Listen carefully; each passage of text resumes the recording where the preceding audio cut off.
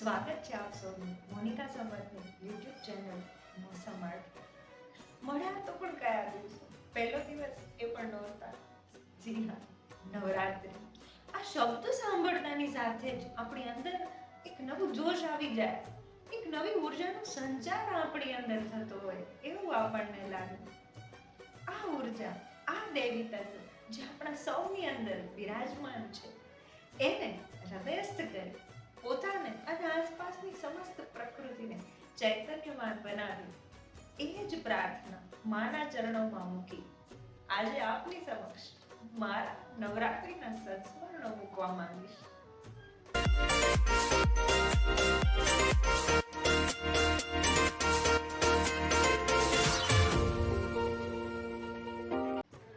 નવરાત્રી આપણને ખ્યાલ છે, નવરાત્રી એટલે 9 દિવસ આપણે ગરબા કરીએ, સ્તુતિ કરીએ, માની આરતી કરીએ અને અલગ અલગ ગરબી જ્યાં થતી હોય એ જોવા જઈએ, રમવા જઈએ. આ બધું જ્યારે આપણે નાના હતા ત્યારે આ જ રીતે હતું કે કોઈ અલગ રીતે આપણે કરતા હતા, એની જરા યાદો મારે આપની સમક્ષ તાજી કરવી છે. એ 9 દિવસ જે પ્રાચીન ગરબા જે શેરીમાં રમાતા એ ગરબા અમે રમેલા. આપ સૌમાંથી ઘણા એવા હશે જેને પણ આ અનુભવ અત્યારના જે પાર્ટી પ્લોટના ગરબા છે એના કરતા થોડો અનુભવ એ ગરબાનો હશે જ, અચૂક હશે. એમાં રમવાનું અને ગાવાના બે અનુભવો આપ સૌમાંથી ઘણાને થયા જ હશે. એ 9 દિવસની તૈયારી પહેલેથી કરવામાં આવે. સ્કૂલેથી આવવાનું, લેસન કરવાનું, જમી લેવાનું અને પછી પ્રેક્ટિસમાં જવાનું. એ પ્રેક્ટિસ ગણાતી, ખાલી પ્રેક્ટિસ એવો જ શબ્દ. ગરબાની પ્રેક્ટિસમાં જાય છે એ સમજી જાય. એમાં દાંડિયા, ખંજરી, મંજીરા, ગાગર, લાકડી, એ તાલીરાસ, આ બધા પ્રોપ્સ કયા ગરબામાં કયા પ્રોપ યુઝ થશે એ બધું ફિક્સ કરવાનું. પહેલા દિવસે આટલા ગરબા, એ ગરબાની એ દિવસના સાંજે પ્રેક્ટિસ થઈ જાય. પોતાને સ્વસ્થ રાખવાના એ 9 દિવસ દરમિયાન. પણ તમે જોયું હશે જે લોકો રમ્યા છે, કોઈ એક્સ્ટ્રા એફર્ટ નથી મૂકવા પડ્યા નવરાત્રીના સમયે. આપણે સ્વસ્થ જ રહેતા હતા કારણ કે આપણે ખૂબ રમ્યા છે. પ્રેક્ટિસમાં પણ રમ્યા છે, સ્કૂલમાં પણ સારું પરફોર્મ કર્યું છે અને 9 દિવસ રાત જાગીને રમ્યા પણ છીએ.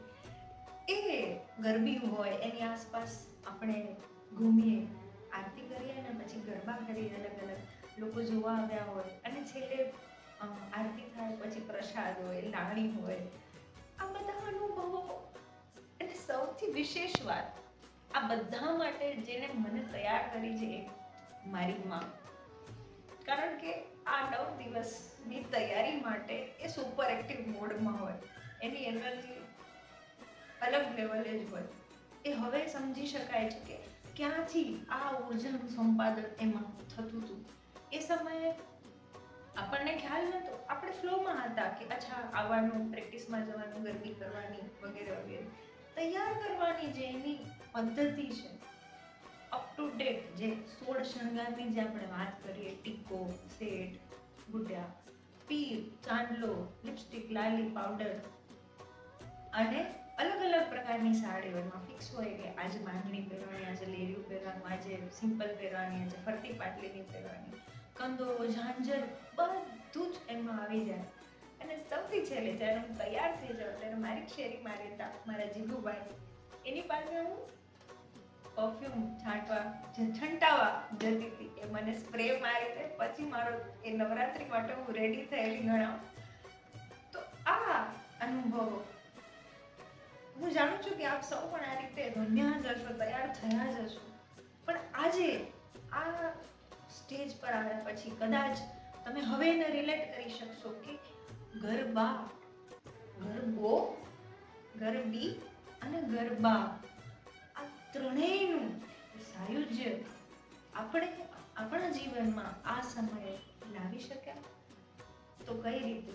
અને એ ઉર્જા એ ખરેખર જે આપણી અંદર વિરાજમાન હતી એને આપણે પછાણી શક્યા કે નહીં?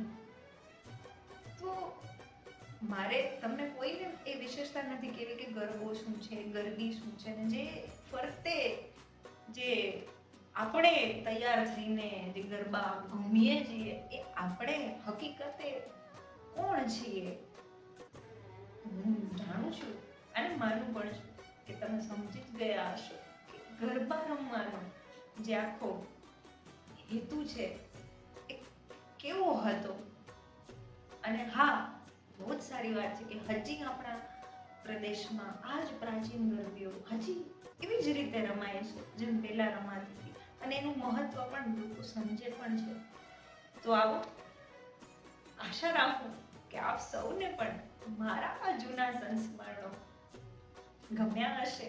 તમે પણ એમાંથી કંઈક તમારી યાદો તાજી કરો અને તમારા અનુભવો શેર કરો એવી આશા સાથે બહુ જ સુંદરીના ચરણોમાં પ્રાર્થના. આપ સૌને જો આ વિડીયો ગમ્યો હોય તો એને લાઈક કરો, શેર કરો, અને હા, જો તમારા પણ અનુભવ હોય તો એને શેર કરવાનું ચૂકતા નહીં.